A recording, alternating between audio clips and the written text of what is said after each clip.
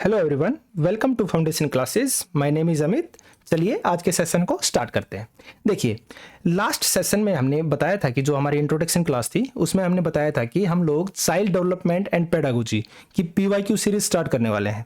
तो उससे रिलेटेड ये हमारी फर्स्ट वीडियो है, क्लास 1 है। तो चलिए स्टार्ट करते हैं। हमारा फर्स्ट क्वेश्चन है, विच of the following is a part of the domain of emotional development. निम्नलिखित में से कौन सा संवेगात्मक विकास का हिस्सा है? ठीक है, ये हमारा फर्स्ट क्वेश्चन है। तो देखिए, इमोशनल डेवलपमेंट को समझने से पहले आपको समझना पड़ेगा कि डोमेन क्या होती है और इमोशनल डेवलपमेंट का डोमेन से क्या रिलेशन है। ठीक है, तो देखिए, जो सीडी है ना, CD means child development. CD के कुछ एरियाज होते हैं या डोमेन्स होती है। डोमेन्स मीन्स कार्य क्षेत्र। ठीक है, अब वो कौन कौन से होते हैं हम उनके बारे में बात करते हैं। तो सबसे पहले आता है हमारे पास फिजिकल डेवलपमेंट। फिजिकल डेवलपमेंट, अब फिजिकल डेवलपमेंट क्या होता है? यानी कि जो आपकी बॉडी से रिलेटेड हो। बॉडी से रिलेटेड इसमें क्या क्या होगा? जैसे आपकी हाइट हो गई, आपका वेट हो गया, आपके टीथ हो गए, आपकी बोन्स हो गई, आपके मसल्स हो गए। ये किससे रिलेटेड है? ये आपके फिजिकल, आपकी बॉडी से रिलेटेड है। तो ये किसका पार्ट हो गया? फिजिकल डेवलपमेंट का पार्ट हो गया। ठीक है, उसके बाद आता है cognitive development. Cognitive development, cognitive development जो होता है ना, वो होता है ब्रेन से रिलेटेड। ब्रेन से रिलेटेड यानी कि जैसे कि आपकी थिंकिंग हो गई। आप किससे सोचते हैं? माइंड से सोचते हैं ना। रीजनिंग हो गई आपकी। आपकी क्या हो गई? इमेजिनेशन। तो ये सब क्या है? आप अपने माइंड से करते हैं ना ये सब चीजें। तो ये किसका पार्ट हो गई? आपकी कोग्निटिव डेवलपमेंट का पार्ट हो गई। उसके बाद हमारे पास आता है सोशल डेवलपमेंट। क्या है हमारा अगला पार्ट? Social development. अब सोशल डेवलपमेंट के अंदर क्या आती है? आपकी वैल्यूज, आपके कस्टम्स यानी कि रीति रिवाज, समझ रहे हो आप, आपके रूल्स।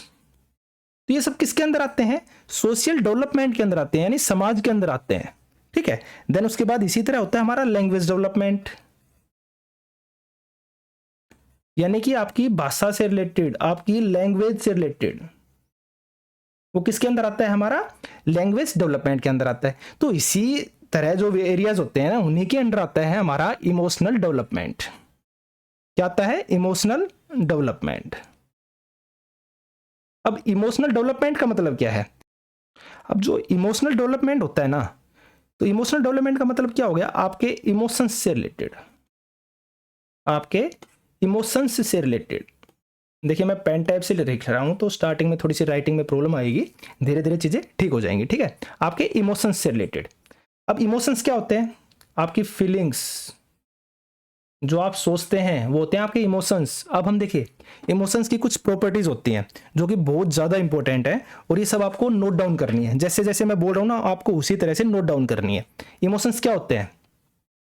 वेरी फास्ट होते हैं इमोशंस। इमोशंस क्या होते हैं? आपके इनेट होते हैं। इनेट मतलब जन्मजात।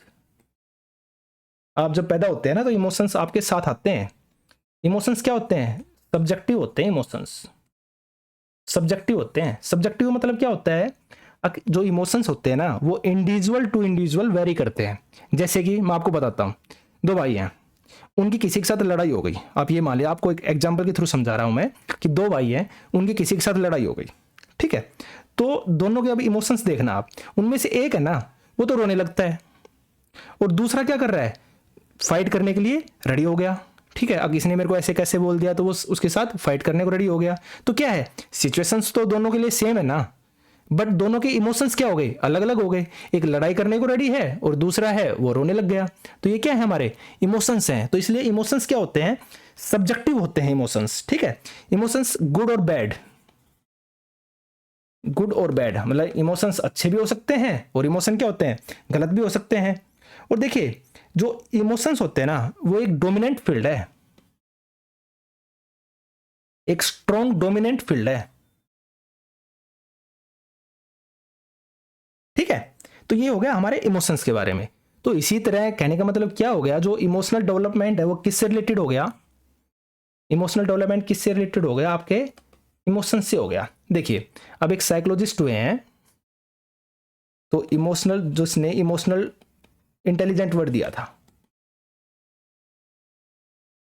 किसने दिया था, डैनियल गोलमैन ने, डैनियल गोलमैन ने इमोशनल इंटेलिजेंट वर्ड दिया था। लेकिन जो गार्डनर है ना, गार्डनर, उसने दी थी multiple intelligence theory, multiple intelligence theory. तो उन्होंने इस थ्योरी के अंदर क्या बताया था, अब जो इमोशनल इंटेलिजेंस है ना, इसके अंदर दो चीजें शामिल होती हैं। एक होता है आपका interpersonal, interpersonal skills, plus second होता है आपका इंट्रापर्सनल स्किल्स, इंट्रापर्सनल स्किल्स। और ये दोनों मिलकर है ना इमोशनल इंटेलिजेंस बनाती है। अब इंटरपर्सनल स्किल्स क्या होती है, इंट्रापर्सनल स्किल्स क्या होते हैं, इसके बारे में बात करते हैं। तो जो इंटरपर्सनल स्किल्स होती है ना, इसका मतलब होता है दूसरों को समझना,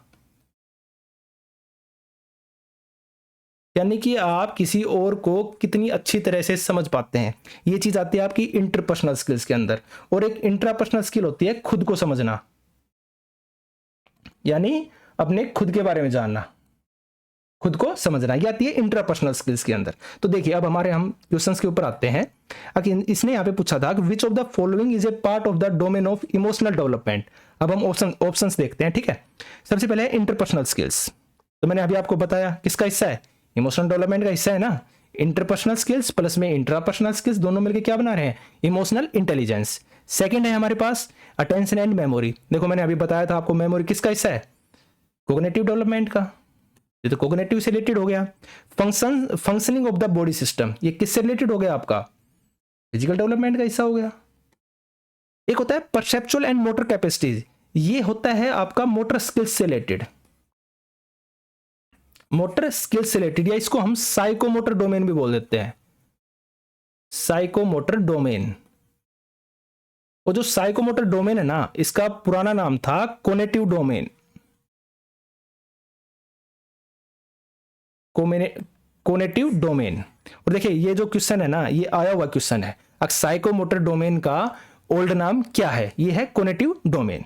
तो चलिए हमारा आंसर क्या हो गया इसके अनुसार, इंटरपर्सनल स्किल्स, ये हमारा आंसर हो गया। चलिए नेक्स्ट क्वेश्चन के ऊपर आते हैं। अगला क्वेश्चन है हमारे पास, which factors determine and influence development of children. कौन से कारक हैं जो बच्चों के विकास को निर्धारित व प्रभावित करते हैं। देखिए कल की इंट्रोडक्शन क्लास के अंदर मैंने इस चीज को बहुत अच्छे से एक्सप्लेन किया था, चलो फिर भी मैं इसके बारे में थोड़ा बहुत आपको बता देता हूं। सबसे पहले है हेरिडिटी। हेरिडिटी क्या होते हैं, वे गुण या ट्रेट्स या कैरेक्टरिस्टिक्स जो आपको क्रोमोसोम्स, जो क्रोमोसोम्स होते हैं ना, मतलब जीन्स, उसके थ्रू आपको अपने पूर्वजों से प्राप्त होते हैं, पूर्वजों से प्राप्त होते हैं, वो कहलाती है आपकी हेरिडिटी। देखिए जब भी हमने हेरिडिटी की डेफिनेशन पढ़ी है ना, हमेशा हमने यही पढ़ी है, वो गुण या वो गुण सूत्र जो हमें अपने माता पिता से प्राप्त होते हैं, जो बच्चे को उसके माता पिता से प्राप्त होते हैं, वो सब किसके अंदर काउंट होते हैं, हेरिडिटी के अंदर काउंट होते हैं। लेकिन यहाँ पे मैं आपको बताना चाहूंगा सिर्फ और सिर्फ माता पिता नहीं होते हैं, इसके अंदर उसके कंप्लीट पूर्वज जो होते हैं ना, फोर फादर्स जो होते हैं ना, कंप्लीट जो जनरेशन होती है ना पीछे की, सभी काउंट होती है हेरिडिटी के अंदर। जैसे कि जो इसका हाफ पार्ट होता है ना, वो होता है माता पिता से बच्चे को जो मिलता है, 1/4 जो हिस्सा है ना, वो मिलता है दादा दादी से या नाना नानी से। और जो रिमेनिंग पार्ट हो गया ना, जो रिमेनिंग बच गया, वो मिलता है परदादा, परदादी, परनाना, परनानी से, परनाना और परनानी से। तो ये क्या होता है, ये हेरिडिटी होती है। कहने का मतलब क्या है, जो बच्चे को उसके पूर्वजों से, उसके वंशज से, उसकी जनरेशन से जो भी हमें मिलता है, वो कहलाती है हेरिडिटी। अब देखिए हेरिडिटी के बारे में कुछ और चीजें हैं जो आपको मैं बताना चाहूंगा। जो हेरिडिटी है ना, वो जन्मजात होती है, इनको आपको नोट करना है। हेरिडिटी क्या है, इनेट होती है, जन्मजात होती है, यानी कि बच्चा अपने साथ इसको लेके पैदा होता है हेरिडिटी को। अब हेरिडिटी क्या होती है? प्रेडिक्टेबल होती है।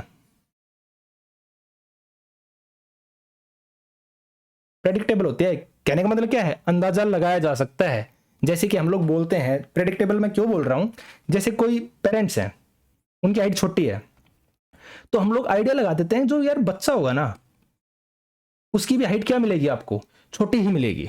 ठीक है, तो क्या है, चाहे बेशक छोटी मत हो भाई, आपने कई बार ऐसा भी देखा होगा कि भाई माँ बाप हैं वो छोटे हैं लेकिन बच्चा है लंबा हो गया, तो ये कैसे? आप सोचेंगे यार ये कैसे हो गया? देखो मैंने अभी आपको बताया हेरिडिटी है ना, उसके अंदर सिर्फ और माता पिता का रोल नहीं होता है, उसके अंदर उनको पूर्वजों का भी रोल होता है। हो सकता है उस बच्चे के दादा है वो लंबे हो, दादी है वो लंबी हो, तो क्या होता है ये जो जीन्स है ना, ये पीछे से वंशज आपके जो जनरेशन है पीछे की, उनसे चलते आते हैं।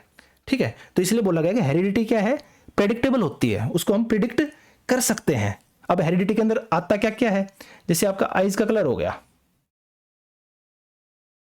कलर ब्लाइंडनेस है, ये एक डिसऑर्डर है जो आ जाता है। ठीक है, कलर ब्लाइंडनेस हो गई, आपका स्किन का कलर हो गया, आपका ब्लड ग्रुप हो गया, ये सब किसके अंदर काउंट होते हैं? ये आपकी हेरिडिटी के अंदर काउंट होती हैं। ठीक है, तो हेरिडिटी का कॉन्सेप्ट आपके सामने क्लियर हो गया ना। देखो कुछ चीजें मैं आपको हेरिडिटी के बारे में और बता देता हूं। देखिए देखिए, जो हेरिडिटी होती है ना, आपको ये तो पता होगा कि हमारे जो शरीर में कितने क्रोमोसोम्स होते हैं? 46 होते हैं ना। टोटल कितने क्रोमोसोम्स होते हैं? 46 होते हैं। 23 हमें मिलते हैं माता से यानी मदर से, और 23 किससे मिलते हैं? फादर से। ठीक है ना। माँ के अंदर क्या होता है? एक्स और एक्स होता है, और फादर के अंदर क्या होता है? एक्स वाई होता है। ठीक है, तो कहने वाला जब लड़की बनती है या लड़की जब पैदा होती है तो वो किससे होती है? एक्स और एक्स से मिलकर बनती है। और जो बॉय बनता है वो किससे बनता है? एक्स और वाई से। कहने का मतलब इस जो जो एक्स एक्स है, इसके अंदर एक एक्स तो क्या है जो हमें मदर से मिला है, और एक एक्स क्या है जो हमें फादर से मिला है। यहाँ पे मदर के अंदर तो एक्स एक्स ही होते हैं, तो ये जो एक्स है बॉय के अंदर ये किससे मिला? हमें मदर से मिला। और जो ये वाई है ये किससे मिला है? हमें फादर से मिला है। तो देखिए इससे रिलेटेड कुछ डिसऑर्डर होते हैं, जैसे मैं आपको टर्नर सिंड्रोम के बारे में बताता हूं। टर्नर सिंड्रोम, इसके अंदर क्या होता है ना, हमारे टोटल जो क्रोमोसोम्स होते हैं, गुणसूत्र होते हैं, कितने होते हैं? 46 होते हैं। लेकिन जिसको टर्नर सिंड्रोम डिसऑर्डर होता है ना, उसके अंदर 46 नहीं मिलेंगे, 45 मिलेंगे। तो इनके अंदर क्या होता है, अगर जो बच्ची है वो किससे बनती है? एक्स और एक्स से बनती है ना, तो इसके अंदर क्या होता है, बच्ची का जो एक एक्स है ना वो कम होता है, एक एक्स उसके पास नहीं होता है, और ये लड़की के अंदर ही मिलता है टर्नर सिंड्रोम। ठीक है ना। और इसके सिम्टम्स क्या होते हैं, इससे प्रॉब्लम क्या होती है? तो प्रेगनेंसी है ना उसके अंदर फिर प्रॉब्लम आने लगती है। ठीक है ना, तो ये होता है टर्नर सिंड्रोम। एक होता है हमारे पास डाउन सिंड्रोम। इसके अंदर क्या होता है, 46 की बजाय जो 47 गुणसूत्र हमारे पास आ जाते हैं। ठीक है, आने कितने चाहिए थे? 46 आए थे, लेकिन एक हमारे पास ज्यादा आ जाता है, 47 आ जाते हैं। अब इसके अंदर क्या होता है, आपने हैरी पॉटर मूवी देखी है? तो उसमें जो होते हैं ना ठिगने, जिनको हम बोलते हैं मंगोलिज्म जो बोलते हैं हम, ठीक है, जिनके छोटे छोटे कान हैं, छोटे पैर हो गए, छोटे हाथ हो गए, छोटा सा सिर है, ठीक है ना, तो बोने जो हम बोल देते हैं, तो वो आता है हमारा डाउन सिंड्रोम के अंदर। ठीक है ना, तो ये चीजें हमने बता दिया है कुछ आपको। देखिए हेरिडिटी है। अब एक चीज और है, जो हेरिडिटी से रिलेटेड लॉज है ना, लॉ ऑफ हेरिडिटी, ये किसने दिए थे? जॉन ग्रेगर मेंडल ने दिए थे। जॉन ग्रेगर मेंडल ने दिए थे। और कब दिए थे? 1866 में। इसके थ्रू है ना उन्होंने दो प्रिंसिपल दिए। जब हेरिडिटी का जब लॉज दिए थे तो इसके तहत जॉन ग्रेगर मेंडल ने दो प्रिंसिपल दिए थे। तो दिया था principle of segregation, principle of segregation, और एक दिया था प्रिंसिपल ऑफ इंडिपेंडेंट असॉर्टमेंट।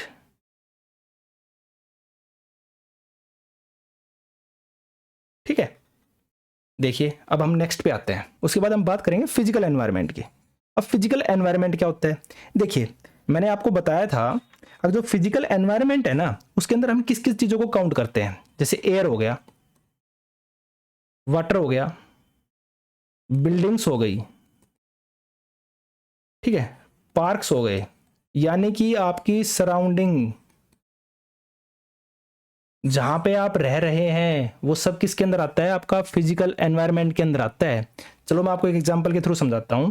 जब भी मैंने ये इंट्रोडक्शन क्लास में भी एग्जांपल दिया था, जब भी हम कोई प्लॉट लेते हैं ना, हम किन किन चीज़ों के बारे में, अगर हम कोई प्लॉट ले रहे हैं या कोई मकान खरीद रहे हैं तो हम किन किन चीज़ों को देखते हैं। सबसे पहले देखते हैं कि यार सराउंडिंग है ना, या हमारा जो आस पड़ोस है ना, हमारा नेबर है ना, वो अच्छे होने चाहिए। उसके बाद हम देखते हैं कि जो आसपास वाटर है ना, वो अच्छा होना चाहिए, कहीं साल्टे ना हो, कभी बाद में प्रॉब्लम आए। ठीक है ना। हम देखते हैं कि यार आसपास है ना पार्क होने चाहिए, पार्क वगैरह। क्यों ये सब चीज़ें हम क्यों देखते हैं? क्योंकि हमें पता है इन सब चीज़ों का हमारे जो बच्चा है, हमारा जो चाइल्ड है, उसके डेवलपमेंट के ऊपर इफेक्ट पड़ेगा। कल को बच्चा बड़ा होगा, किन के साथ खेलेगा? जो हमारे पड़ोसी हैं उन्हीं के साथ तो खेलेगा ना, जो आसपास पार्क है उन्हीं के अंदर वो जाएगा ना खेलने के लिए। तो क्या हो गया, फिजिकल एनवायरनमेंट का भी बच्चे के डेवलपमेंट के ऊपर इफेक्ट पड़ता है। देखिए यह हुआ हमारा फिजिकल डेवलपमेंट। इसी तरह आते हैं हमारे सोशल कल्चरल फैक्टर्स। अब इनका क्या रोल होता है? देखिए, यानी हमारे सामाजिक सांस्कृतिक फैक्टर्स, इसके बारे में भी हम आपको बताना चाहेंगे। अब जो सोशल कल्चरल फैक्टर होते हैं ना, यानी समाज, यानी हमारे रीति रिवाज, मैंने अभी आपको बताया सोशल कल्चर फैक्टर्स, जैसे हमारा समाज हो गया, समाज के जो रीति रिवाज हो गए, कस्टम्स हो गए, हमारी जो वैल्यूज हो गई, ठीक है ना, हमारे जो रूल्स हो गए, उनका इफेक्ट भी क्या पड़ता है? हमारे बच्चे के ऊपर पड़ता है इन सब चीजों का। अब हमारा रिलीजन हो गया, जो धर्म है, उन सब चीजों का इफेक्ट भी हमारे किसके ऊपर पड़ता है? हमारे बच्चे के ऊपर पड़ता है। देखिए, क्योंकि हम बोलते हैं कि अल्टीमेटली जो भी बच्चा सीखता है ना, वो किससे सीखता है? हमारी फैमिली से सीखता है। ठीक है ना। तो बच्चे की जो सोशलाइजेशन है ना, अगर मैं आपको आगे अगर इसको एक्सपेंड करूं तो मैं आपको बताता हूं। जैसे हम बोलते हैं कि बच्चा किससे सीख रहा है? हमारी फैमिली से सीखता है। ठीक है। तो देखिए, जो सोशलाइजेशन होता है ना बच्चे का, उसके अंदर आप दो चीजों को याद रखिए, ये क्वेश्चन हमेशा आए हुए हैं। अगर जो बच्चे के सोशलाइजेशन की जो प्राइमरी एजेंसी है ना, वो क्या होती है? बच्चे के सोशलाइजेशन की प्राइमरी एजेंसी हम फैमिली को बोलते हैं। क्योंकि जब जब बच्चा पैदा होता है ना, तो वो काफ़ी टाइम तक, जो स्टार्टिंग में लगभग 2-2.5 साल तक किसके पास रहता है? अपनी फैमिली के पास रहता है। तो उसके माता पिता, उसके भाई बहन, उसके परिवार के दादा दादी, अंकल आंटी, ये सब क्या होते हैं? यही उसकी दुनिया होती है। तो प्राइमरी एजेंसी हम किसको बोलते हैं? फैमिली को बोलते हैं। उसके बाद आते हैं उनका स्कूल, उसके फ्रेंड्स, उसका जो पीयर ग्रुप्स है ना, वो उसके नेबर, ये सब किसके अंदर? ये इसकी सेकेंडरी एजेंसी है। ये सब चीजें किसके अंदर आती है? सेकेंडरी एजेंसी बोल दो आप, या सेकेंडरी एजेंट्स बोल दो, आप कुछ भी बोल सकते हैं। ठीक है। लेकिन इनमें अगर सबसे बेस्ट पूछे ना, सेकेंडरी एजेंसी सबसे बेस्ट कौन सी है, तो वो आती है स्कूल। ठीक है ना। अब देखिए, ये तो हो गई, इनको बोलते हैं हम, जैसे प्राइमरी एजेंसी फैमिली हो गई, सेकेंडरी एजेंसी क्या हो गई? स्कूल हो गई। इनको हम दोनों को, इनको हम बोलते हैं एक्टिव एजेंसी। इन दोनों को हम क्या बोलते हैं? एक्टिव एजेंसी बोलते हैं। एक्टिव एजेंसी क्यों बोलते हैं? क्योंकि देखिए, एक्टिव एजेंसी हमने क्यों बोला? एक्टिव एजेंसी का मतलब होता है जहां पे हमारा बच्चा है ना कन्वर्सेशन कर रहा है, एक दूसरे से बातचीत कर रहा है। वो पार्क में जाएगा, लोगों से बात करेगा, पड़ोस में जाएगा, जो नेबर्स है उनके पास जाएगा, वहां पे भी क्या करेगा? बातचीत करेगा। तो कहने का मतलब ये क्या है? ये एक्टिव एजेंसी के अंदर आती है। एक होती है पैसिव एजेंसी। तो पैसिव एजेंसी का एग्जाम्पल है, वो है लाइब्रेरी। अगर बच्चा लाइब्रेरी जा रहा है तो वहां पे किसी के साथ वो कन्वर्सेशन थोड़ी ना करेगा। वहां पे तो उसको बैठ के क्या करना है? सिर्फ और सिर्फ पढ़ना है। लेकिन उसका सोशलाइजेशन तो हो रहा है ना, वो लोगों के बीच में तो जा रहा है ना। तो सोशलाइजेशन की एजेंसी तो है ये। बट ये क्या है? पैसिव एजेंसी है, ये एक्टिव एजेंसी के अंदर नहीं आती है। ठीक है। तो अब हम वापस क्वेश्चंस के ऊपर लौटते हैं। तो इसने यहाँ पे पूछा था कि which factor determine and influence development of children. तो एक हेरिडिटी हो गया, मैंने आपको बता दिया हेरिडिटी का रोल होता है। उसके बाद मैंने बताया आपको फिजिकल डेवलपमेंट, इसका भी हमने बता दिया कि हाँ भाई रोल होता है। जब भी हम कोई चीज़ देखते हैं तो हम फिजिकल एनवायरनमेंट को देखते ही देखते हैं। एक हमारा होता है सोशल कल्चरल फैक्टर्स। तो देखिए इसका भी रोल होता है, मैंने आपको एक्सप्लेन कर दिया। तो इसका आंसर क्या आएगा? 1, 2 एंड 3। इसका आंसर क्या आएगा? 1, 2 और 3। ठीक है, ये सभी इसके आंसर होंगे। देखिए, अब मैं इसको बताने से पहले आपको एक चीज और बताता हूं। एक चीज पर हम डिस्कशन और करते हैं। मैंने आपको अभी बताया जो डेवलपमेंट होता है ना, development is the result of heredity. Development is the result of interaction between the heredity and environment. यानी बच्चे का जो डेवलपमेंट होता है ना, इसके अंदर किस किस का रोल होता है? हेरिडिटी का होता है, एनवायरमेंट का होता है, दोनों का रोल होता है। लेकिन हम ये नहीं बता सकते किसका कितना रोल है। हम ये नहीं बोल सकते कि 50% हेरिडिटी का है या 50% एनवायरनमेंट का है या 70-30, हम ऐसा कुछ नहीं बोल सकते। हमें सिर्फ ये पता है दोनों का रोल होता है ना, वो 100% इंपॉर्टेंट होता है बच्चे के डेवलपमेंट के अंदर। ठीक है, जैसे मैं आपको एक एग्जांपल से समझाता हूँ। ठीक है, क्योंकि हम ये नहीं बता सकते कि इसका कितना रोल है। जैसे कि आप ये देखिए कि एक पेरेंट्स है, ठीक है, एक बच्चा है, उसके पेरेंट्स हैं, और दोनों पेरेंट्स क्या हैं, या तो टीचर हैं या डॉक्टर हैं, आप कुछ भी मान लीजिए। तो कहने का मतलब क्या है, ये अपनी लाइफ में सक्सेस है ना, इंटेलिजेंट है ना। ठीक है, तो कहने का मतलब बच्चे की हेरिडिटी क्या है, अच्छी है। तो बच्चे ने जन्म लिया तो नॉर्मल सी बात है, जो इनके गुणसूत्र आए हैं, जो इनके क्रोमोसोम्स आए हैं, वो बच्चे के अंदर अच्छे आए हैं ना, ये बच्चे के अंदर क्या है, अच्छे आए हैं। लेकिन क्या हुआ उसके बाद, बच्चे को एनवायरनमेंट है ना वो सही नहीं मिल पाया। भाई ये अपनी जॉब में बिजी रहे और बच्चा है वो गलत संगत में पड़ गया। तो क्या हुआ, इसका जो एनवायरनमेंट था ना वो बिगड़ गया।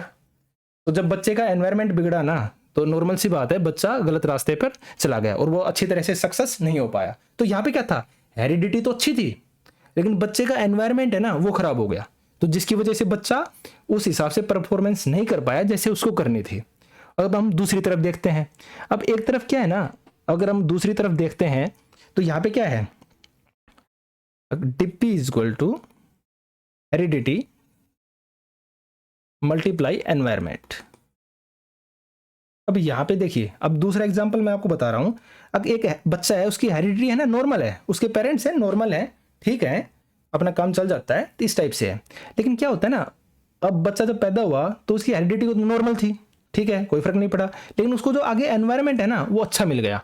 भाई वो अच्छे स्कूल्स में पढ़ा, अच्छे लोगों की संगत में रहा, अच्छे लोगों के साथ उसने स्टडी की है। तो क्या हुआ, अब बच्चे का एनवायरनमेंट है ना वो अच्छा हो गया, तो जिसकी वजह से बच्चा कंप्लीटली अच्छी तरह से क्या हो गया, लाइफ में सक्सेस हो गया। तो यहाँ पे क्या हुआ, भाई हेरिडिटी का रोल हम नहीं बता सकते। यहाँ पे क्या हुआ, हेरिडिटी, एनवायरनमेंट ने हेरिडिटी को दबा दिया। हेरिडिटी नॉर्मल थी बट एनवायरनमेंट अच्छा मिल गया तो बच्चा सक्सेस हो गया।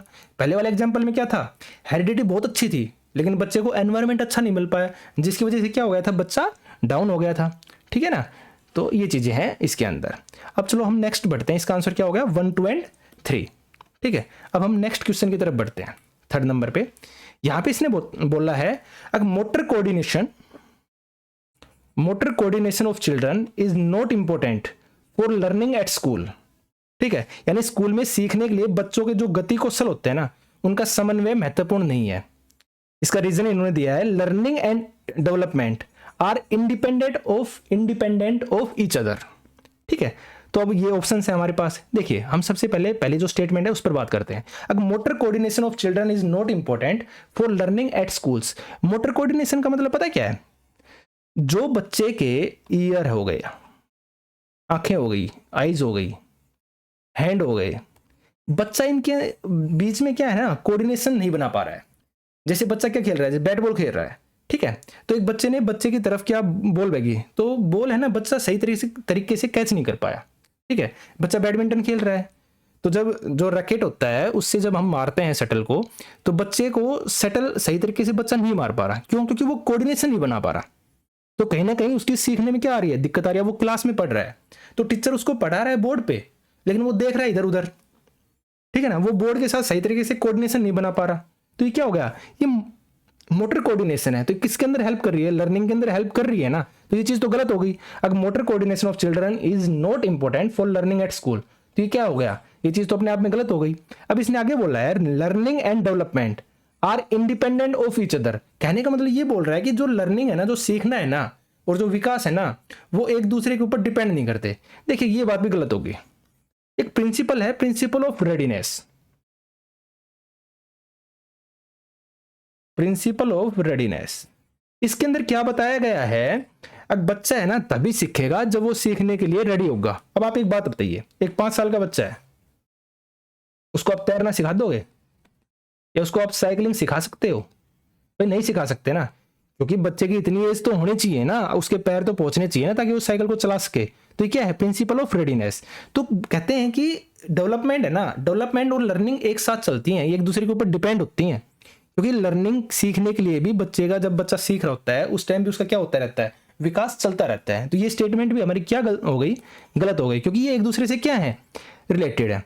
तो अब हम ऑप्शन देते हैं, both A and R true and R is correct explanation of A. ये क्या हो गया हमारा, गलत हो गया। सेकंड ऑप्शन है, both A and R are true but R is not the correct explanation of A. ये भी क्या हो गया, गलत हो गया। A is true but R is false, ये भी गलत हो गया। तो both A and R false, ये सही है हमारा। तो इसका आंसर हमारे पास क्या होगा, आंसर नंबर 4 होगा। ठीक है, अब हम नेक्स्ट क्वेश्चन की तरफ चलते हैं। इसने बोला है, what is the role of family and peers. Peers होते हैं जो उसकी क्लास में पढ़ने वाले, जो उसकी कलीग है ना, जो उसकी क्लास में पढ़ रहे हैं वो सब बच्चे। ठीक है, तो what is the role of family and peers in the development and socialisation of children in middle school. देखिए, अब इसने देखो, मैंने आपको अभी थोड़ी देर पहले बताया था कि जो फैमिली है ना उसको हम सोशलाइजेशन की प्राइमरी एजेंसी बोलते हैं।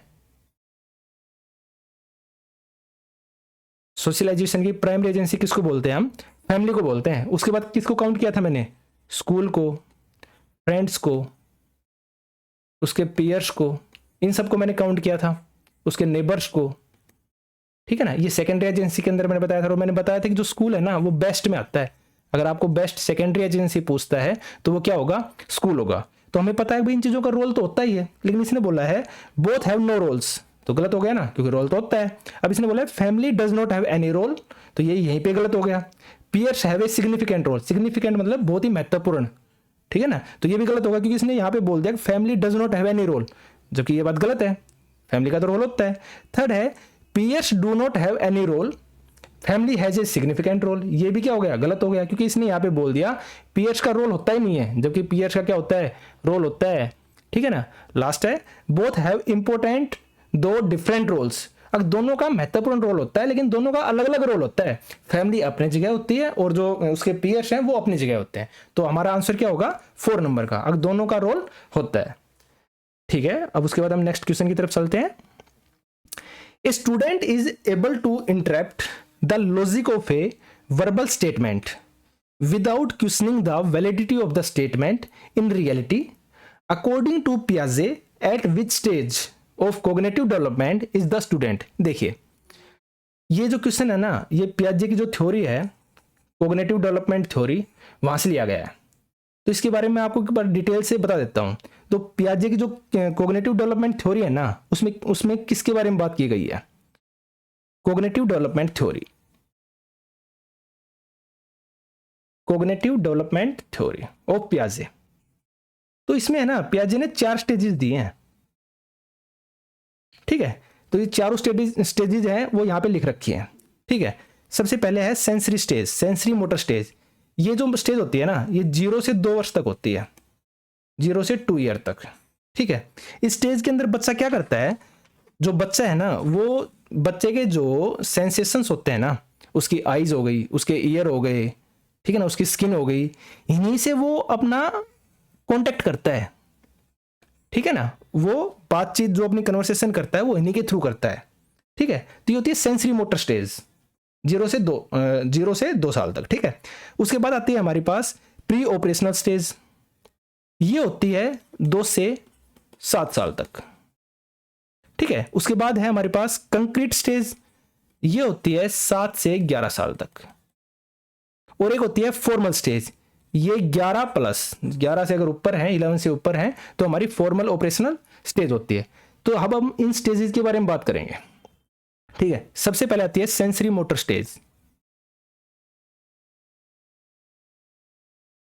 तो मैंने क्या बताया, ये होती है 0 से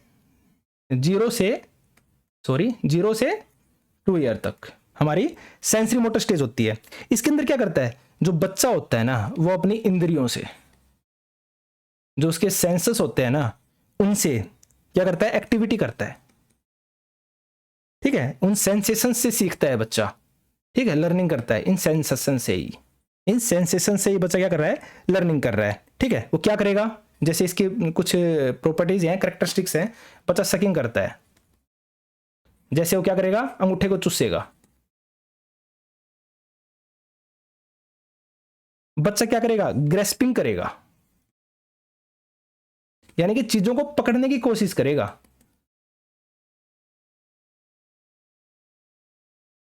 पकड़ने की कोशिश करेगा। कैसे? देखिए मैं आपको एक प्रैक्टिकल एग्जांपल देता हूँ। जब भी छोटा बच्चा होता है ना, जब हम उसकी हाथों के बीच में अपनी उंगली को रखते हैं ना, तो उसको क्या कर लेता है, कस के पकड़ लेता है। ठीक है ना। अब उसको ये थोड़ी ना पता है ये किसकी उंगली पकड़ रहा हूँ या किसकी नहीं पकड़ रहा हूँ, लेकिन वो क्या करता है, ग्रेस्प करता है, उस उंगली को क्या कर लेता है, पकड़ लेता है। बच्चा सुनता भी है, ठीक है ना, लिसनिंग भी करेगा। तो ये सब चीजें किसके अंदर आती हैं, ये सेंसेसरी जो मोटर स्टेज होती है ना उसके अंदर आती हैं। कुछ और भी हैं, जैसे बच्चा क्या करेगा, इस टाइम बच्चे का जो बिहेवियर है ना वो गोल ओरिएंटेड बिहेवियर होता है। गोल ओरिएंटेड बिहेवियर, जैसे कि जब बच्चा 0 से 2 साल की तरफ आता है ना, जब उसको कोई चीज़ लेनी होती है ना, जैसे आप ये मानिए थोड़ी सी दूर उसके पास आपने बैठा रखा है, ठीक है, और थोड़ी सी दूर उसके पास खिलौना पड़ा है, तो क्या करेगा, अपने पैरों के बल नहीं, अपने घुटनों के बल चलकर जाएगा उस खिलौने तक, और उस खिलौने को क्या लेगा, वो लेगा, उसका एक गोल है, उसका एक लक्ष्य है, अगर मेरे को वो खिलौना चाहिए तो वहां पर वो क्या करेगा, उस खिलौने तक चल के जाएगा। ठीक है। और यहां पे बच्चा क्या करता है, रिफ्लेक्स एक्शन देता है। बच्चा क्या करता है, रिफ्लेक्स एक्शंस करता है। इस स्टेज में बच्चा क्या करता है, रिफ्लेक्स एक्शन करता है, और क्या करता है, डिफर्ड इमिटेशन करता है। इमिटेशन, डिफर्ड इमिटेशन का मतलब क्या हो गया, अब बच्चा क्या कर रहा है, नकल कर रहा है, लेकिन डिफर्ड नकल कर रहा है, वो एट ए टाइम नहीं कर रहा, वो थोड़ी देर बाद उस चीज की नकल उतारता है, तो ये आता है डिफर्ड इमिटेशन के अंदर। ठीक है। तो ये सब चीजें किसके अंदर आती हैं, ये जो सेंसरी मोटर स्टेज होती है उसके अंदर आती हैं ये सब चीजें। सेकंड में हमारे पास जो आती है वो होती है pre operational stage. Pre operational stage, और ये होती है हमारे पास 2 से 7 वर्ष तक, 2 से 7 ईयर तक। 2 से 7 ईयर तक हमारे पास क्या होती है, प्री ऑपरेशनल स्टेज। अब देखिए इसके अंदर बच्चा क्या क्या करता है, इसकी क्या क्या प्रॉपर्टीज हैं, हम उसके बारे में जानेंगे। अगर इस एज में बच्चा क्या करता है ना, इरिवर्सिबिलिटी शो करता है।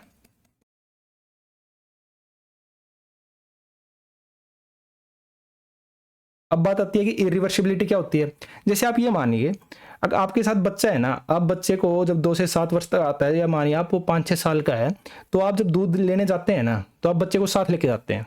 एक दिन आपने क्या किया, बच्चे को लेकर गए, ठीक है, और आपने दूध लिया और बच्चे को दे दिया, भाई मेरे को कुछ काम है और आप घर चले जाओ, ठीक है ना, मैं थोड़ी देर बाद आता हूं। तो बच्चा क्या बोलेगा, अगर मेरे को यहाँ पे आने का तो रास्ता तो पता था, लेकिन घर पे मेरे को जाने का रास्ता नहीं पता है।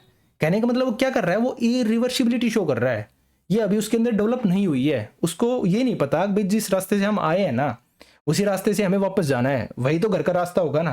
लेकिन वो क्या बोलेगा, अगर मेरे को आने का रास्ता पता है लेकिन मेरे को जाने का रास्ता नहीं पता, तो यहाँ पे वो क्या शो कर रहा है, इरिवर्सिबिलिटी शो कर रहा है। ठीक है। तो ये हो गया एक। सेकंड नंबर पे क्या हो, बच्चा है ना एनिमिज्म शो करेगा। देखिए ये मोस्ट इंपोर्टेंट क्वेश्चन है सीटेट का, काफी बार आया हुआ क्वेश्चन है ये, एनिमिज्म। एनिमिज्म का मतलब होता है जब आप जो निर्जीव चीजें हैं ना उनको भी आप क्या सजीव समझने लगते हो। जैसे गुड्डा गुड़िया का खेल खेलते हैं बच्चे, ठीक है ना, तो वहां पे क्या करते हैं, आप देखते होंगे जो छोटे बच्चे हैं ना, वो गुड्डा या गुड़िया को कपड़े पहना रहे हैं, उनको नहला रहे हैं, तो उनके साथ वो इस टाइप का बिहेवियर करते हैं जैसे कि वो जिंदा इंसान हो, उनके अंदर क्या हो, जीवन हो, वो इस तरह से शो करते हैं। तो ये प्रॉपर्टी क्या कहलाती है बच्चों की, एनिमिज्म कहलाती है। अब जब वो निर्जीव चीज को भी किसकी तरह बिहेव करते हैं, सजीव की तरह बिहेव करने लगते हैं वो निर्जीव चीजों के साथ भी, तो ये चीज क्या होती है, ये आती है एनिमिज्म के अंदर। ठीक है ना। उसके बाद क्या आता है, tend to be, next property क्या है, tend to be egocentric. Tend to be egocentric. अब यहाँ पे इगोसेंट्रिक का मतलब क्या है, यहाँ पे बच्चा सोचता है कि जो मैं सोच रहा हूं ना वही चीज सही है। ठीक है, जो मैं सोच रहा हूं ना वही चीज सही है। जैसे बच्चे को कार्टून पसंद है, ठीक है ना, तो वो क्या करेगा, आएगा और टीवी पे डायरेक्ट कार्टून लगा देगा, और वो ये सोच रहा है कि मेरे को कार्टून पसंद है ना, तो बाकी सबको भी क्या पसंद होगा, कार्टून ही पसंद होगा। तो ये प्रॉपर्टी क्या कहलाती है, इगो सेंट्रिक प्रॉपर्टी कहलाती है ये। ठीक है। उसके बाद आगे आता है, हमारे पास होता है ट्रांसडेक्टिव थिंकिंग।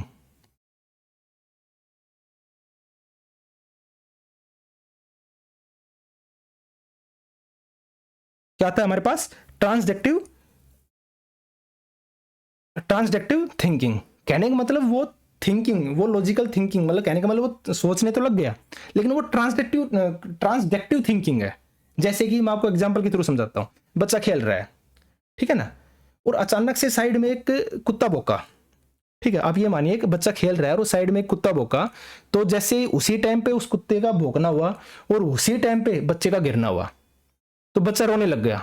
और उसने क्या लॉजिक दिया, अब मैं इस कुत्ते की वजह से गिरा हूं, मतलब कुत्ता भौंका है इसलिए मैं गिरा हूं। तो सबको पता है ये इलॉजिकल थिंकिंग है। ये जो बच्चे ने रीजन दिया ना, ये रीजन सही नहीं है, ठीक है ना, लेकिन बच्चे ने क्या दिया, ये इलॉजिकल रीजन दिया। तो इससे क्या पता चलता है भाई, बेशक बच्चे का जो लॉजिक है ना वो मतलब सही नहीं है, बट कहने का मतलब क्या है, उसने सोचना तो कम से कम स्टार्ट किया। तो ये बच्चा कब शो करता है, ये प्री ऑपरेशनल जो स्टेज होती है ना, उस टाइम बच्चा ये शो करता है। ठीक है, एक होता है लेक ऑफ कंजर्वेशन। ठीक है, मैं आगे चलता हूं थोड़ा सा। एक प्रॉपर्टी होती है lack of conservation, lack of conservation. ठीक है, लेक ऑफ कंजर्वेशन या सेंट्रेशन। अब ये क्या होता है, जैसे देखिए आपने बच्चे के सामने चॉकलेट रखी, एक तो आपने क्या किया ना, एक बड़ी चॉकलेट रख दी, और एक चॉकलेट के अंदर आपने सेम चॉकलेट है साइज में, लेकिन एक आपने क्या कर दिया, टुकड़ों में कर दिया, उस चॉकलेट को 3 टुकड़े कर दिए। तो बच्चे को जब आप उठाने के लिए बोलोगे ना, तो बच्चा इसको उठाएगा, कि उसके माइंड में क्या है, ये बड़ी है, ठीक है ना, ये बड़ी चॉकलेट है, तो बच्चा इस चॉकलेट को बड़ी समझ के इसको उठाएगा, इसको नहीं उठाएगा। तो ये क्या है, ये लेक ऑफ कंजर्वेशन है, सेंट्रेशन है, वो ये चीजें नहीं समझ पाता है।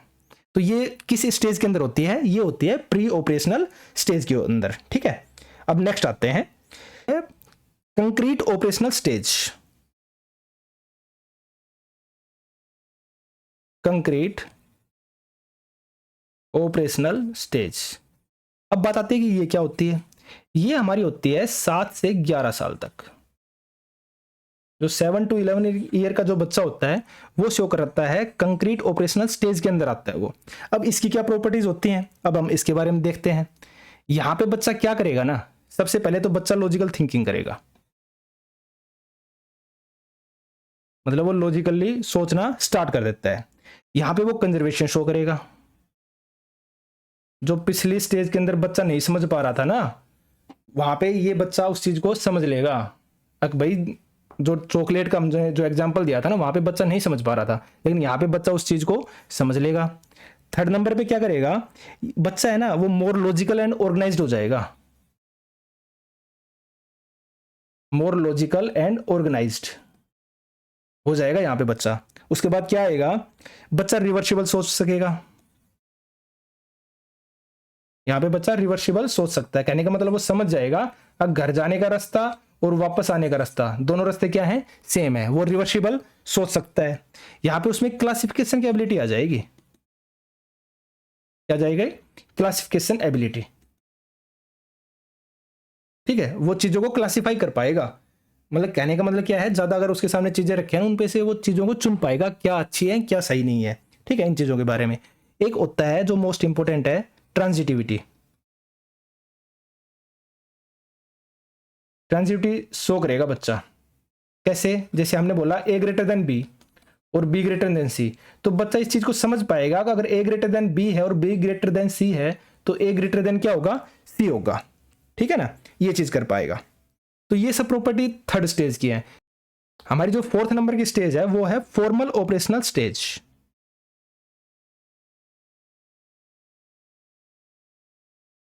फॉर्मल ऑपरेशनल स्टेज ये होती है 11 प्लस के बाद, मतलब जब बच्चा 11 साल से ऊपर होता है तो सब किसके अंदर आते हैं, फॉर्मल ऑपरेशनल स्टेज के अंदर आते हैं। अब इसकी क्या प्रॉपर्टीज हैं, अब यहाँ पे बच्चा क्या करेगा, यहाँ पे बच्चा लॉजिकल तो सोचेगा, लेकिन साथ साथ क्या हो जाएगा, साइंटिफिक हो जाएगा। ठीक है, लॉजिकल तो वो सोचेगा, लेकिन साथ साथ में वो साइंटिफिक रीजन भी उस चीज का समझने लगेगा कि ये चीज एक्चुअल में क्यों है, उसको यहाँ पे वाई का आंसर मिल जाएगा। तो ये है फॉर्मल ऑपरेशनल स्टेज की प्रॉपर्टी। ठीक है, नेक्स्ट प्रॉपर्टी क्या है, यहां पे बच्चा है ना एब्स्ट्रैक्ट थिंकिंग करेगा, एब्स्ट्रैक्ट थिंकिंग, और यही हमारा आंसर होगा। अब एक्चुअल में एब्स्ट्रैक्ट थिंकिंग होती क्या है, जैसे आप इस तरीके से एग्जांपल से समझिए, एक टीचर है वो क्लास के अंदर हेलीकॉप्टर का एग्जांपल दे रहा है, ठीक है ना। अब उसने बताया कि जो हेलीकॉप्टर के ऊपर जो पंखड़ियां है ना वो ऐसे ऐसे घूम रही हैं, ठीक है, तो बच्चे के सामने हेलीकॉप्टर थोड़ी ना है, लेकिन वो बच्चा क्या कर लेगा, उस चीज को अपने माइंड में इमेजिन कर लेगा। तो एब्स्ट्रैक्ट थिंकिंग होती है जब आपके सामने चीज नहीं है और आप उस चीज के बारे में सोच पाए। तो हमारी किसके अंदर आती है, एब्स्ट्रैक्ट थिंकिंग के अंदर आती है। तो बच्चा एब्स्ट्रैक्ट थिंकिंग कर पाएगा स्टेज के अंदर। एक होती है डिडक्टिव थिंकिंग। डिडक्टिव थिंकिंग बच्चा शो करेगा। अब डिडक्टिव थिंकिंग क्या होती है, अब जो डिडक्टिव थिंकिंग होती है ना, यहां पे बच्चा क्या करेगा, आप बच्चे को रूल्स बता दीजिए और उन रूल से आप उसको एग्जांपल दीजिए, वो सभी एग्जांपल्स को शो कर लेगा। तो डिडक्टिव जो रीजनिंग या लगा लीजिए, डिडक्टिव जो थिंकिंग होती है, इसमें क्या होते हैं, कुछ रूल्स होते हैं, आप बच्चे को रूल्स दीजिए, ठीक है, या फॉर्मूलाज दीजिए और उनसे आप किसी भी एग्जांपल्स को बच्चे से सोल्व करा सकते हैं, ठीक है। तो वो आते हैं डिडक्टिव थिंकिंग के अंदर। उसके बाद नेक्स्ट प्रॉपर्टी क्या होगी स्टेज की, ईगोसेंट्रिज्म डेवलप हो जाता है बच्चे के अंदर। ईगो सेंट्रिज्म डेवलप हो जाता है बच्चे के अंदर, यानी अपने बारे में वो ज्यादा सोचेगा, अपने बारे में वो ज्यादा सोचेगा। जैसे अच्छे कपड़े पहन के घर से निकलेगा, उसका माइंड ये कहेगा कि यार सबका ध्यान है ना मेरी तरफ है, ठीक है ना, तो वो कुछ चीजों में शर्म महसूस करेगा, ठीक है। जैसे कहीं पे खाना खाने के लिए जाना है तो वहां पे वो अच्छे कपड़े पहन के जाएगा, उसके माइंड में ये होगा कि वहां पे मैं जा रहा हूं ना, तो सबका ध्यान किसकी तरफ होगा, मेरी तरफ होगा। तो कहने का मतलब बच्चा क्या है ना, इगोसेंट्रिज्म हो गया, वो अपने बारे में ज्यादा सोचने लग गया। तो ये सब प्रॉपर्टीज होती हैं किसकी, ऑपरेशनल या फॉर्मल ऑपरेशनल स्टेज की, ठीक है। तो ये 4 स्टेज दी थी पियाजे ने। तो अब हमारा इसके अकॉर्डिंग हम आंसर देखते हैं। जो हमारा क्वेश्चन था इसमें बताया गया है, अगर जो बच्चा है ना, एक student is able to interrupt the logic of a verbal statement without questioning the validity of the statement in reality. कहने का मतलब क्या है, बच्चे के सामने वास्तविक स्थिति नहीं है, टीचर ने एक वर्बल स्टेटमेंट दी है, लेकिन बच्चा क्या है, फिर भी उस चीज को कंप्लीटली समझ गया। तो इसने पूछा है, जैसे अभी मैंने आपको बताया था ना एब्स्ट्रैक्ट थिंकिंग, अब बच्चे के सामने चीज नहीं है लेकिन फिर भी वो उस चीज के बारे में क्या कर रहा है, सोच सकता है। तो ये किसके अंदर आती है, एब्स्ट्रैक्ट थिंकिंग के अंदर आती है। और ये किस स्टेज के अंदर होती है, ये होती है आपकी फॉर्मल ऑपरेशनल स्टेज के अंदर। तो ये क्या हो गया, आपका आंसर हो गया, ठीक है। चलिए अब हम नेक्स्ट क्वेश्चन की तरफ चलते हैं। एज पर जीन पियाजे चिल्ड्रन थिंकिंग इज खालिस्तान दैट ऑफ अडल्ट्स। देखिए इसका आंसर होगा क्वालिटेटिवली डिफरेंट,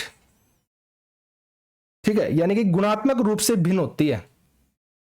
जीन पियाजे बोलते हैं जो बच्चे हैं ना वो सोचते हैं, वो कुछ अलग नहीं सोच रहे, वो दुनिया से कुछ हटके नहीं सोच रहे, बट वो गुणात्मक रूप से क्वालिटेटिवली डिफरेंट सोचते हैं। वो चीजों के अंदर जाने की कोशिश करते हैं कि एक्चुअल में ये चीज हुई क्यों है, ठीक है ना। उनके जो क्वेश्चंस होते हैं ना वो इसी टाइप के होते हैं। तो यहाँ पे पियाजे क्या मानते हैं, जो बच्चों की जो थिंकिंग होती है वो क्वालिटिवली डिफरेंट होती है अडल्ट से। चलिए हमारे यहाँ पे आंसर क्या हो जाएगा, आंसर नंबर 1। अब हम नेक्स्ट क्वेश्चन की तरफ चलते हैं। जो हमारा नेक्स्ट क्वेश्चन है वो है, eight which stage of Kohlberg moral development do individuals believe that rules should involve mutual agreements and the rights of the individual should be protected. ठीक है, यानी कोलबर्ग के नैतिक विकास के किस चरण में व्यक्तियों का मानना है कि नियमों में आपसी समझौते शामिल होने चाहिए और व्यक्ति के अधिकारों की रक्षा होनी चाहिए। देखिए इसको समझने के लिए आपको कोलबर्ग की मोरल डेवलपमेंट की थ्योरी समझनी पड़ेगी। तो कोलबर्ग ने क्या दी थी, एक मोरल डेवलपमेंट की थ्योरी दी थी, मतलब नैतिक विकास की थ्योरी। अब क्या चीज सही है क्या चीज गलत है उसके बारे में डिफरेंस कर पाना, ये था मोरल डेवलपमेंट जो कोलबर्ग ने दिया था। तो इसके लिए एक स्टोरी है, बहुत ही लंबी स्टोरी है, उसको हम यहाँ पे डिस्कस नहीं करेंगे, हम सीधा क्वेश्चंस के ऊपर आएंगे। देखिए जो मोरल डेवलपमेंट थ्योरी है ना कोलबर्ग की, उसके अंदर इसने 6 स्टेजेस दिए हैं, ठीक है, 3 लेवल दिए, 3 लेवल, और 3 लेवल के अंदर 6 स्टेजेस दी। अब हम उनके बारे में बात करेंगे। तो जो पहले स्टेज थी ना उसका नाम था प्री एडोलेसेंट, या हम इसको बोल सकते हैं प्री कन्वेंशनल स्टेज। हमें ऑप्शन में ये ज्यादा मिलता है, प्री कन्वेंशनल स्टेज, ये लेवल 1 है।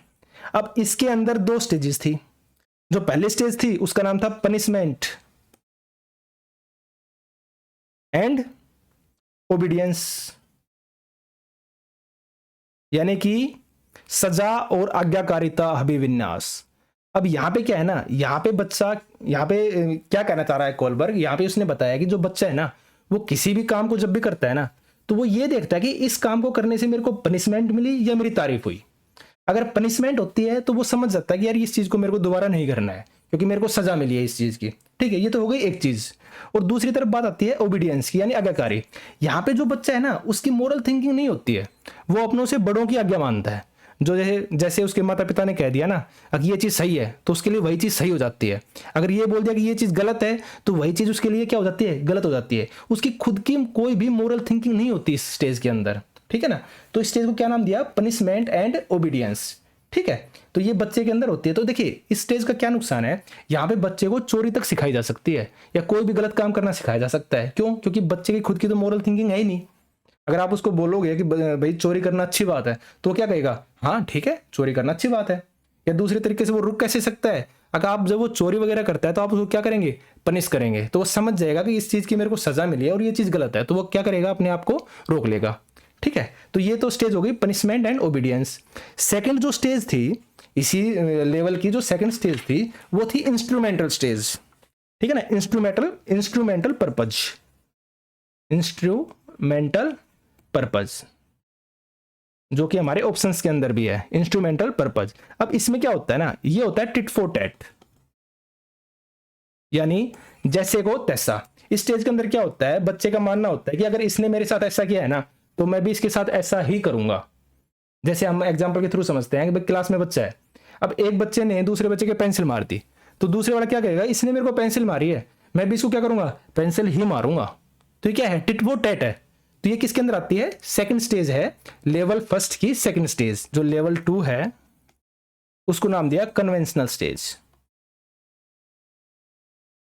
इसके अंदर भी 2 स्टेज दी गई। जो थर्ड नंबर की स्टेज है उसको नाम दिया गया हमारे पास इंटरपर्सनल रिलेशन, इंटरपर्सनल रिलेशनशिप, या इसको हम गुड बॉय या बैड बॉय भी बोल सकते हैं, गुड बॉय गुड गर्ल भी बोल देते हैं। कहने का मतलब क्या है, यहां पे बच्चा पता है क्या है, कुछ चीजें दिखाने के लिए करता है कि मैं अच्छा बच्चा हूं। ठीक है ना, यहां पे वो अपने रिलेशंस के लिए, अपने सगे संबंधियों के लिए काम करता है। ठीक है, जैसे आपके घर पे कोई रिश्तेदार आ गया तो आपका बच्चा खूब शरारती है, लेकिन उसके सामने वो शरारत नहीं करेगा, शर्माएगा या चुपचाप बैठा रहेगा।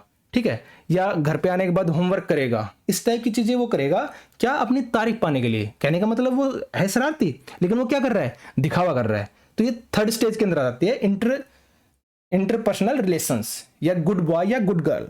अब इसकी जो फोर्थ स्टेज है वो है सोशल सिस्टम। देखिए ध्यान से देखना, सोशल सिस्टम या फिर लॉ एंड ऑर्डर। ठीक है, सोशल सिस्टम, लॉ या ऑर्डर। ठीक है, ये वो स्टेज है, इसके अंदर क्या सोचते हैं कि जो समाज में जो भी चलता आ रहा है ना वो सब सही है। इस स्टेज में मानते हैं कि जो भी समाज में चल रहा है ना वो सब सही चल रहा है, हमें किसी तरह का उसके अंदर कोई भी चेंजमेंट नहीं करता। तो इस टाइप के जो लोग हैं ना, उसकी थिंकिंग होती है अगर हमने कुछ भी चेंजमेंट करने की कोशिश किया ना तो पूरा सिस्टम खराब हो जाएगा। जैसा हम कर रहे हैं ना ऐसा ही दूसरे लोग करना स्टार्ट कर देंगे, तो वो लोग समाज के अंदर कोई भी चेंजमेंट नहीं चाहते। ठीक है ना, तो ये चीज आती है सोशल सिस्टम या लॉ एंड ऑर्डर के अंदर। ठीक है, ये हो गई हमारी फोर्थ स्टेज। जो हमारी थर्ड स्टेज है उसका नाम है पोस्ट कन्वेंशनल स्टेज या पोस्ट कन्वेंशनल। अब इसके अंदर भी 2 स्टेजेस दी। तो जो पहले स्टेज था वो था इंडिविजुअल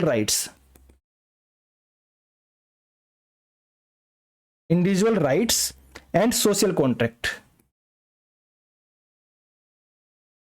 सोशल कॉन्ट्रैक्ट यानी कहने का मतलब इस टाइप के जो लोग होते हैं उनकी थिंकिंग आती है कि एक सोशल कॉन्ट्रैक्ट की तरह होती है। कहने का मतलब जब तक किन्हीं रूल से लोगों का भला होगा ना वो उस चीज को मानते हैं। जैसे ही लगता है कि यार ये चीज है ना लोगों के खिलाफ है या लोगों को इस चीज से नुकसान होता है, तो वो क्या करते हैं, उस रूल्स को ब्रेक कर देते हैं। ठीक है ना, तो कहने का मतलब वो एक तरह से कॉन्ट्रैक्ट रखते हैं, अब भाई जब तक इस चीज से किसी का भला होगा मैं इस चीज को मानूंगा, वरना उसके बाद मैं इस चीज को नहीं मानूंगा।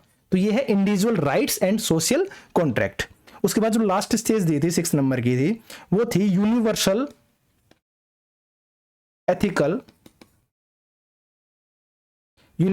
Ethical principal. ये सबसे सुपीरियर होता है। यहां पे लोग क्या करते हैं, रिस्क लेते हैं।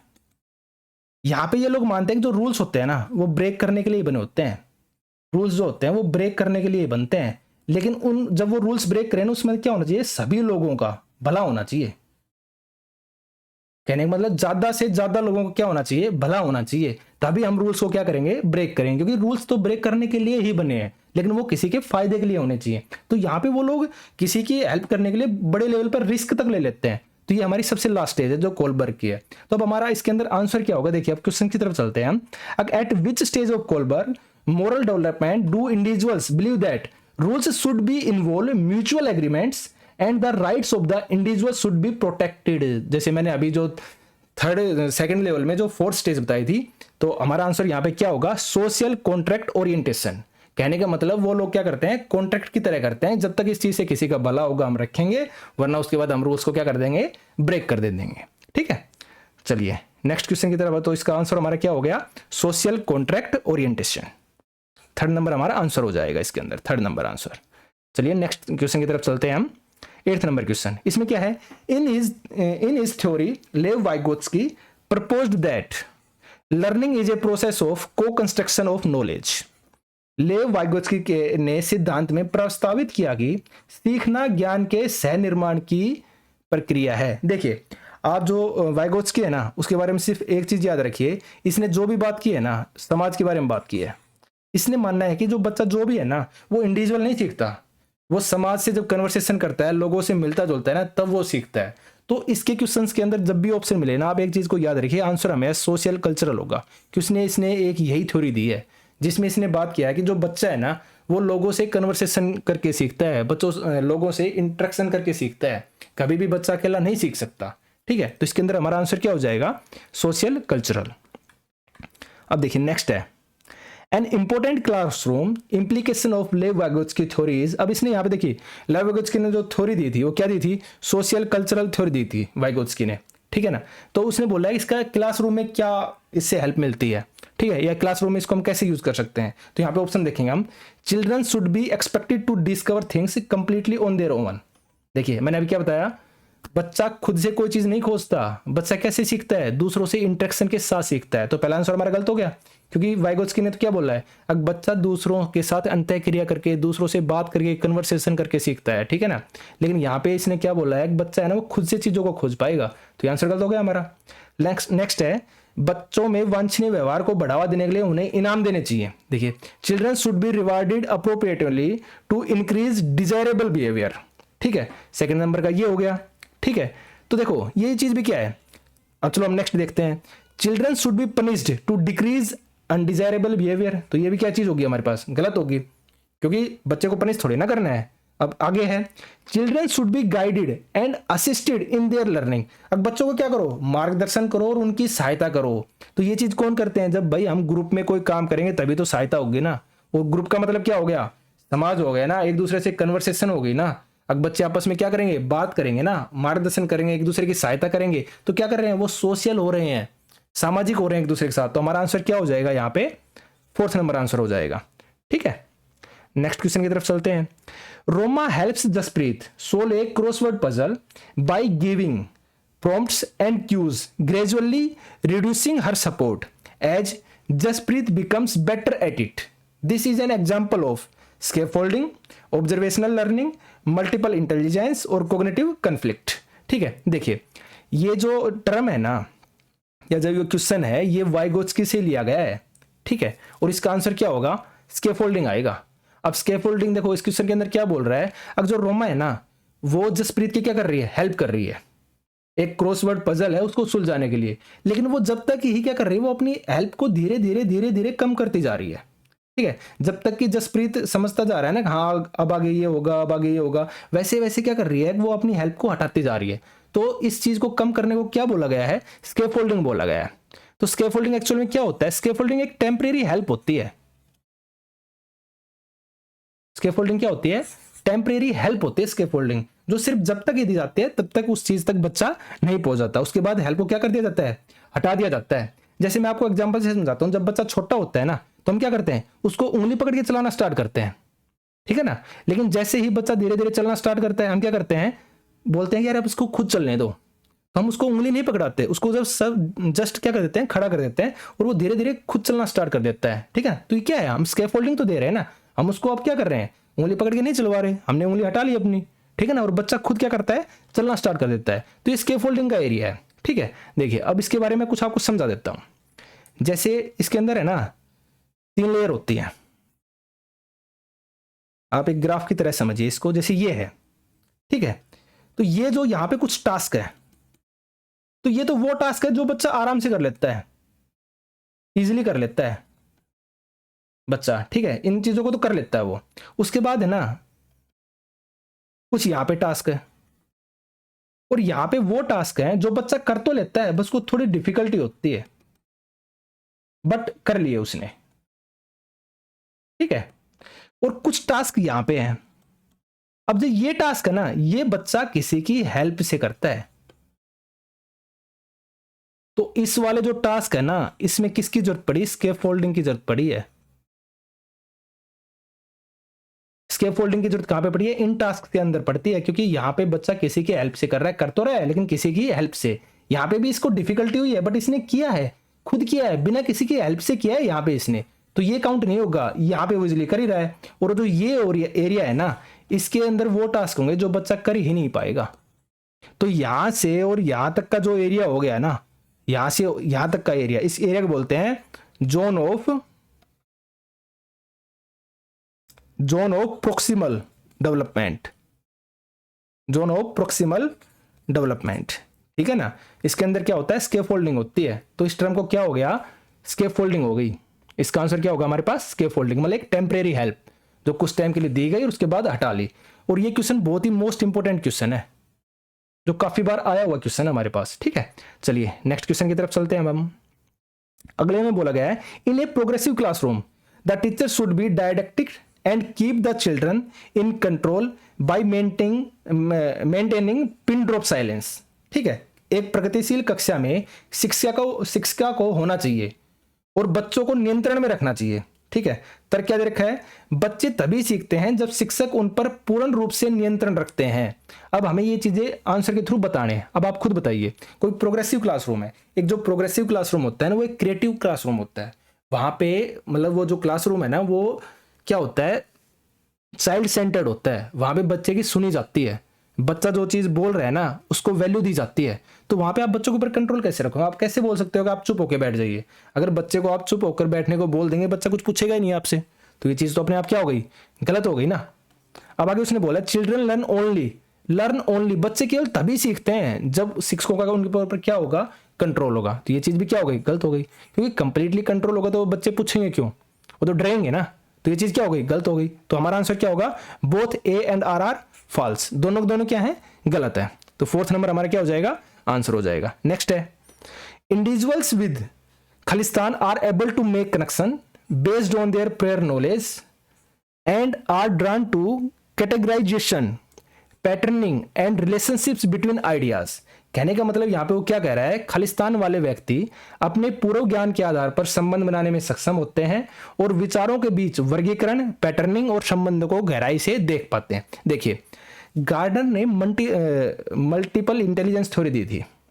मैंने अभी बताया था ना, मल्टीपल इंटेलिजेंस थ्योरी दी थी। और किसने दी थी? गार्डनर ने दी थी, ठीक है ना। तो इसमें 9 तरह की जो इंटेलिजेंस है ना, उनके बारे में बात की थी। तो उसमें से 4 यहां पे दी गई हैं। अब मैं आपको इनके बारे में बताता हूं। जैसे लॉजिकल मैथमेटिकल इंटेलिजेंस होगी, तो आपका थिंकिंग से रिलेटेड चीज होगी ना, मैथमेटिक्स है, आप लॉजिक लगाएंगे, सोचेंगे दिमाग से, तो ये क्या हो गया? लॉजिकल मैथमेटिकल इंटेलिजेंस होगी ना। एक होती है बॉडली काइनेस्थेटिक इंटेलिजेंस। इसके अंदर क्या होते हैं? इसके अंदर एथलेटिक्स आते हैं, जो एथलीट होते हैं ना वो आते हैं, डॉक्टर्स आते हैं, डांसर्स आते हैं। क्योंकि इसके अंदर क्या होता है ना, आपको अपनी बॉडी के ऊपर कंप्लीटली ही क्या चाहिए? कंट्रोल चाहिए।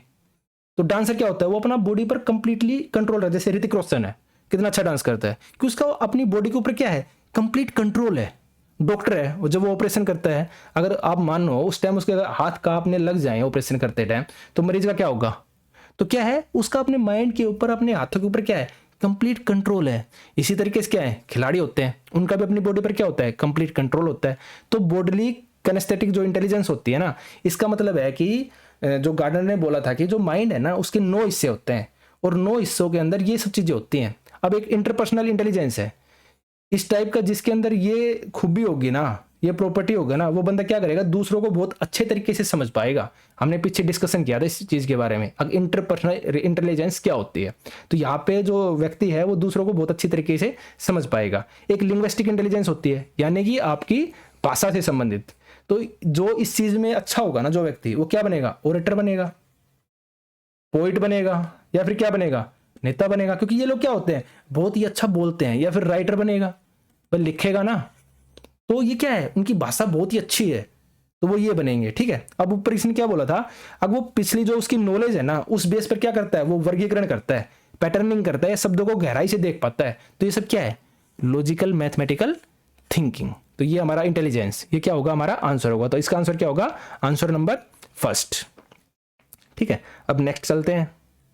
ए teachers remark in a coeducation class to boy, be brave and don't behave weakly like a girl would increase. ठीक है भाई, एक शिक्षक है, तो वो क्या कर रहा है, एक बच्चे को बोल रहा है बहादुर बनो और लड़कियों की तरह कमजोर व्यवहार मत करो। तो ये किस चीज को बढ़ावा देगा, ये किस चीज के बारे में बोला गया है, ये इसका आंसर होगा हमारे पास जेंडर स्टीरियोटाइप। देखिए कुछ टर्म होती हैं, मैं आपको उन टर्म के बारे में बता रहा हूं। ठीक है, एक होता है जेंडर आइडेंटिटी, मैं आपको बताता हूं। जैसे जेंडर आइडेंटिटी होती है एक टर्म,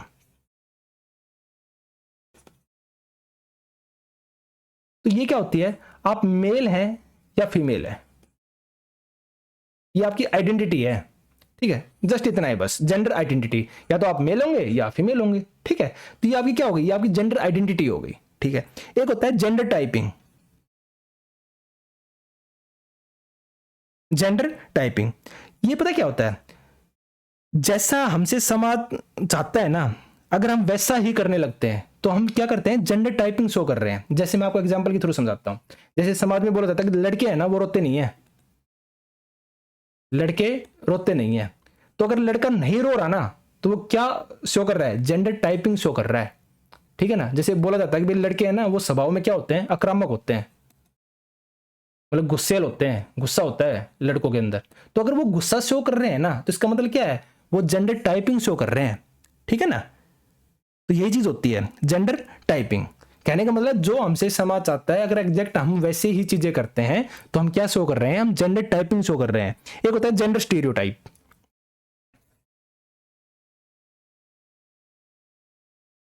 जेंडर स्टीरियोटाइप या स्टीरियोटाइपिंग, इसमें क्या होता है, इसके अंदर होता है अब बिना किसी के बारे में जाने पहचाने हम उसके बारे में अपनी एक सोच बना लेते हैं। ठीक है ना भाई, खुद से ही हम एक सोच बना, किसी को हम जानते भी नहीं है अच्छे से, उसके बारे में हमें कुछ पता भी नहीं है, लेकिन हम उसके बारे में क्या बना लेते हैं, एक सोच बना लेते हैं। जैसे जैसे बोला जाता है कि भाई लड़कियां जो होती है ना वो मैथ्स के अंदर क्या होती हैं, कमजोर होती हैं। बट ये जरूरी तो नहीं है ना, अगर लड़कियां क्या हो, मैथ्स में कमजोर हो। ठीक है, या फिर जैसे आपको एक प्रैक्टिकल एग्जाम्पल देता हूं, अगर कोई लड़की आज के टाइम में जींस पहन रही है, ठीक है, तो काफी जगह पर गांव में काफी जगह बोल जाते हैं यार ये लड़की खराब है। क्यों, क्योंकि हम उसको क्या कर रहे हैं, कपड़ों से जज कर रहे हैं। तो ये किसका एग्जाम्पल है, जेंडर स्टीरियोटाइप का है, हमारी थिंकिंग है, कुछ लोगों की ये सोच है। अगर लड़की अगर जींस पहन रही है ना, तो इसका मतलब क्या है कि वो नेचर में या करेक्टर में खराब होंगी। तो क्या ऐसा है, होता थोड़ी ना है। तो ये क्या है, ये हमारी जेंडर स्टीरियोटाइपिंग टाइप थिंकिंग है। तो इस टाइप का इंसान क्या होता है, जेंडर स्टीरियोटाइप होता है। जैसे नेक्स्ट है, एक होता है जेंडर रोल्स। जेंडर रोल्स, देखिए इसका मतलब क्या होता है, जब हम किसी काम को डिवाइड कर देते हैं ना, अपना अपना रोल ले लेते हैं हम। ठीक है ना, जैसे हम करते हैं कि भाई लड़कियां हैं वो क्या करेंगी, घर का काम करेगी, लड़का है वो क्या करेगा, बाहर का काम करेगा। तो हम क्या शो कर रहे हैं, हम जेंडर रोल शो कर रहे हैं। हमने काम बांट दिया, अब घर का काम किसका है, लड़कियों का, और बाहर का काम किसका है, बॉयज का, लड़कों का, आदमी का। ठीक है ना, और घर का काम महिलाओं का। तो ये क्या है, ये जेंडर रोल्स हैं। ठीक है, तो इसका आंसर क्या होगा, जेंडर स्टीरियोटाइप है। क्यों, B brave and don't behave like girls. तो यहाँ पे क्या कर रहा है, यहाँ पे जेंडर स्टीरियोटाइप शो कर रहा है टीचर। ठीक है ना, तो ये हमारा आंसर हो जाएगा, answer number second. Next question की तरफ चलते हैं।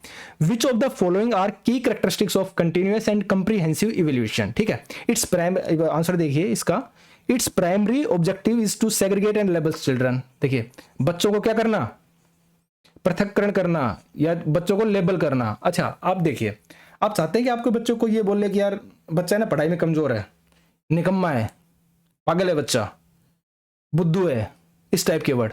मतलब बच्चों को क्या कर रहे हैं, आप लेबल कर रहे हैं, आप बच्चों को नाम दे रहे हैं।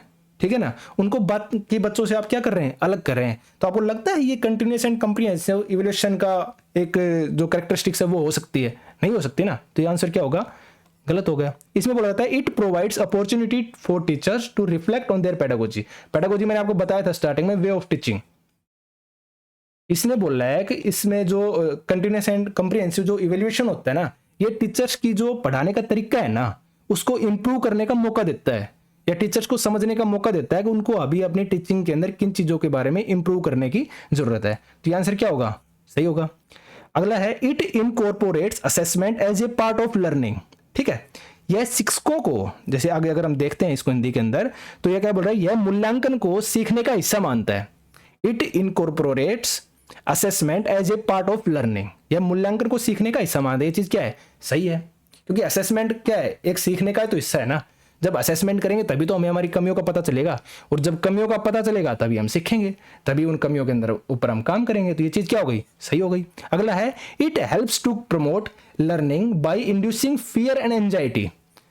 कहने का मतलब क्या है, ये बोल रहा है कि यह डर और चिंता पैदा करके सीखने को बढ़ाता है। अरे यार, ये चीज तो 100% गलत है भाई। कंटिन्यूअस एंड कम्प्रिहेंसिव जो इवैल्यूएशन है उसका ये मतलब हो सकता है अब बच्चे के अंदर हम डर पैदा करें, एंजाइटी पैदा करें, वो घबराए चीजों को करने से। तो ये क्या हो गया, ये आंसर क्या हो गया, गलत हो गया। तो हमारा आंसर क्या हो गया यहाँ पे 2 and 3, आंसर नंबर 3, 2 and 3। चलिए नेक्स्ट क्वेश्चन की तरफ चलते हैं। Which of the following questions promote critical thinking rather than mayor recall of information. Recall of information का मतलब क्या होता है, चीजों को याद करना, यानी एक प्रकार से रटना, यानी कि रोट लर्निंग। और क्रिटिकल थिंकिंग क्या होती है, क्रिटिकल थिंकिंग का मतलब होता है जब हम किसी, देखिए क्या होता है ना, हम किसी चीज के फायदे तो हम बता देते हैं।